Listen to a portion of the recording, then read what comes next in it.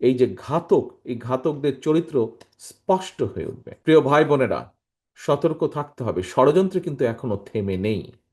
গণতন্ত্রের পক্ষে সাহসী সন্তান ওসমান হাদিকে গুলি করে গুলি করার যে ঘটনাটি, এটা কিন্তু সেই ষড়যন্ত্রের অংশ।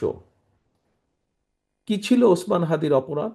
একজন রাজনৈতিক কর্মী হিসাবে আমার মনে যে প্রশ্নগুলি দেখা দিয়েছে, এই কয়েকটি প্রশ্নের জবাবের মধ্যেই আমার মনে হয় গণতান্ত্রিক আমি জনগণের সামনেও এই যে ঘাতক, এই ঘাতকদের চরিত্র স্পষ্ট হয়ে উঠবে। কোকো ও শিয়া বাটারের ইউনিক কম্বিনেশনে তৈরি Natura expert care body lotion স্কিনের ড্যামেজ হিল করে, ত্বক রাখে সফট ও ময়শ্চারাইজ। লুকিয়ে আর কতদিন? Bye bye damage skin.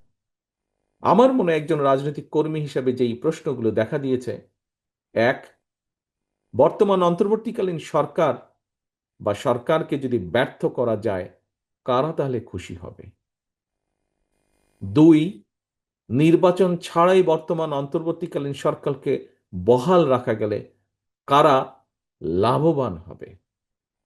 তিন, দেশে জনগণের ভোটে জনগণের সরকার প্রতিষ্ঠিত না হলে কাদের লাভ? প্রিয় ভাই বোনেরা, আমি বিশ্বাস করি এসব প্রশ্নের জবাবের মধ্যেই হাদির ঘাতকেরা লুকিয়ে রয়েছে।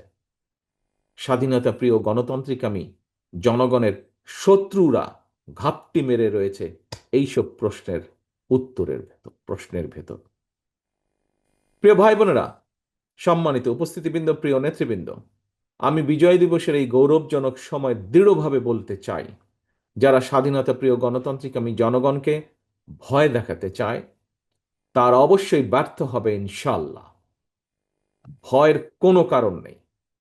মানুষের জয় পরাজয়, জীবন মৃত্যু সবকিছু আল্লাহর হাতে নির্ধারিত।